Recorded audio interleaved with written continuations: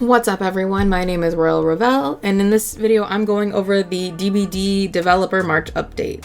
And this update is actually bringing some really interesting changes, so we're just going to dive right in. Starting off with the twins, they have gotten a bit of an overhaul. Basically, the developers have made switching between Charlotte and Victor to be more responsive, and players can now recall Victor at any time. They've reduced the number of time it takes to switch between the two. They've reduced the time it takes to charge Victor's pounce. Victor can be recalled while he's unbound, and you can switch between the characters even when you're near a hook survivor. The devs noted that the anti-camp meter will still fill if you are too close to the hook. I don't know if this means like if you leave Victor or Charlotte and then you're in the other, like if you leave like a body near the hook, that will still charge the meter. That wasn't really made clear in the dev notes. So I guess we'll see when this PTB comes out, like what exactly does that. So they've also changed 7 add-ons on the twins. I'm gonna link the update in the description below, so if you guys want to read those specific changes, you can do that. But the most interesting changes to the twins is how Victor latches. So survivors can no longer kidnap Victor because he no longer latches onto healthy survivors. Instead, he latches onto injured survivors and hangs onto them while they are in the dying state. While he's on top of dying survivors, other survivors can kick him off, which now seems to be really the only time Victor can be crushed. As the developer said, Victor can no longer be kicked after successful pounces that do not end with him on a latch survivor. I'm not really sure how that affects killer instinct on the twins, because that's how it used to be before, is that you would get killer instinct on other survivors around Victor. So we'll see. One of the buffs that the twins did get, however, is that while Victor is attached to a survivor, whether that's a survivor on the ground or a survivor in a locker, Charlotte gains 10% haste until she either picks up a survivor or hits another survivor. Overall, the goal of these changes is to promote playstyles other than slugging with the twins. I really don't know how successful this will be. Just the nature of having to try and play catch up where survivors have been down really makes it hard to do any other strategy, because you're racing with other survivors to get to the same spot. And that's generally what, to me, kind of leads to the slugging, is that you know other survivors are there, you know that they're either going to try to stun you or that they're trying to get the heal off. So it really doesn't make sense as a killer to ignore other survivors that you know are in the area and that you know are in close proximity. But hopefully, like with the switching back and forth between Charlotte and Victor being more quicker and more intuitive, hopefully that will attract more players to try the twins, because I really feel like the twins are, they're a character that doesn't get a lot of love. Now, Haddonfield is also getting an update with this one. So the developers have reduced the size of the map and they've adjusted the layout. And basically they're just trying to make it not that long stretch of road anymore. They've done some changes inside and out. So like they've reduced the lengths of hedges and they've added more gaps in them. The number of houses is reduced. So when you load in, there's not going to be any boarded up houses that you can't enter. You'll be able to enter every single house on the map. Some of the strong loops have been removed from the houses, but then they've added some loops on the street. So they've got more pallets in there, and overall, like, the street will be more loopable instead of just having this long row of like dead zones. I don't really have any thoughts on this, because this is kind of one of those changes that, like, you have to see it to really know how effective it is, because like on paper, to me, it sounds balanced. Like they took away some strong loops in the houses, but they gave us stronger loops on the road. Like in theory, that should be balanced.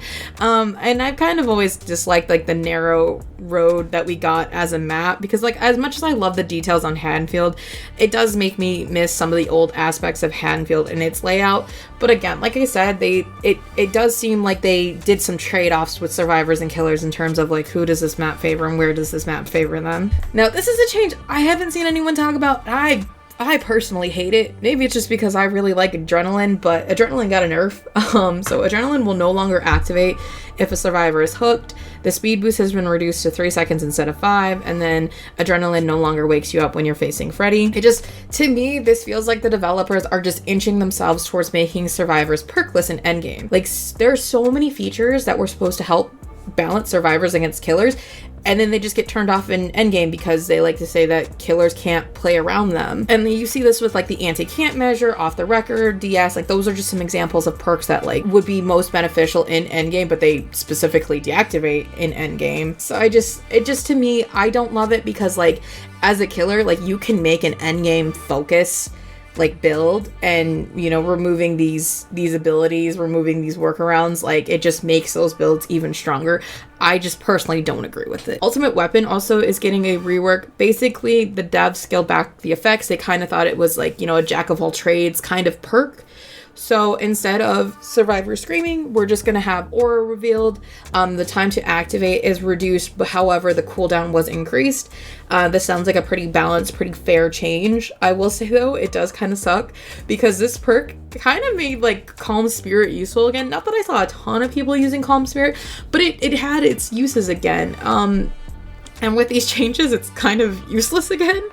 But I mean, you know, these changes do bring more value to Distortion. Again, I think it's fair. It just kind of sucks that like Calm Spirit had a little bit of use again, and now it's gone.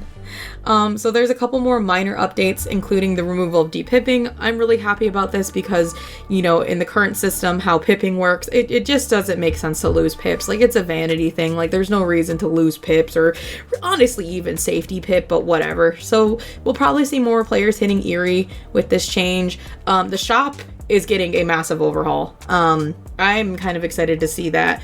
And actually, one of the things I'm kind of excited to see is that because they have a special space where you can preview Moris in the shop, I'm kind of curious to see if they're going to start creating like cosmetic Moris. And then just like another minor thing is that archives are going to open at the same time as their rifts. So that's kind of a new thing. Now, this, from what I've seen on DbD Twitter, has to be the most controversial change that they're bringing to Dead by Daylight, and that's basically Decisive Strike is getting reverted back to how it used to function, plus it's getting an animation. And honestly, I've been saying this since they implemented the 3-second stun, that was too short. For what's supposed to be an anti-tunneling perk, it doesn't allow survivors to create distance to be an anti-tunneling perk. And, you know, there are some mixed feelings on reverting the changes because, like, I do recognize that this punishes M1 killers more so than, you know, like a Nurse or a Blight who can easily make up the distance. So it doesn't matter how long they're stunned, really. But, like, the second thing is that, like, if a killer really wants to tunnel, they are either going to be willing to wait out the 60 seconds it takes for the perk to deactivate, or they'll just eat the stun and keep going. Like, there's not really anything you can do to, like, de-incentivize tunneling per se. Like, the best thing the devs could do is try to buff other playstyles. Now, in general, I don't agree with Otts saying DS is too strong, because, like, one, he admits that, like, he thinks it's too strong based on a really niche audience within Dead by Daylight. So he's not looking at the average player.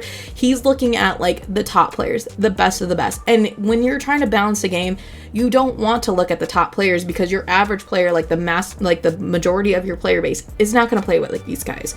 Like, that's just a fact. So I disagree with him in that aspect, but I do believe it was him who recommended, like, what he thought was a better change would have been that DS can activate multiple times, because as we already said, it deactivates in endgame. So, you know, if you get 2 stuns off with it in game with a 3-second stun, I can agree that that's balanced. I think that would be more effective, to be honest.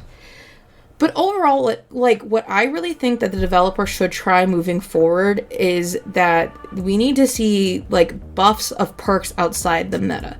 So we constantly see developers tweak the same perks and trying to push stuff out of the meta, but, like, it's so rarely successful. Like, even when we see new perks introduced, like, I think it would be really worthwhile for the devs to try to, like, revive the quote-unquote dead perks.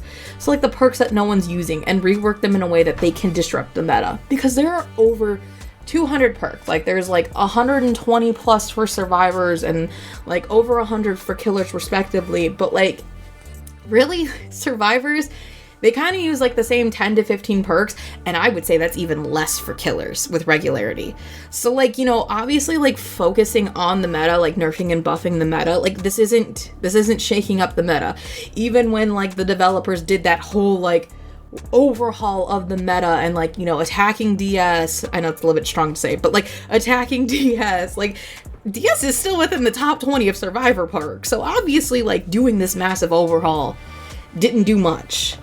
But these are my thoughts on the March Developer Update. What do you guys think? I'm going to leave a description to this developer update in the description below so you guys can check it out for yourself. But leave your thoughts on this in the comments below. And if you enjoyed this video and want to see more of my content, don't forget to like this video and subscribe to my channel so I can bring you more Dead by Daylight content.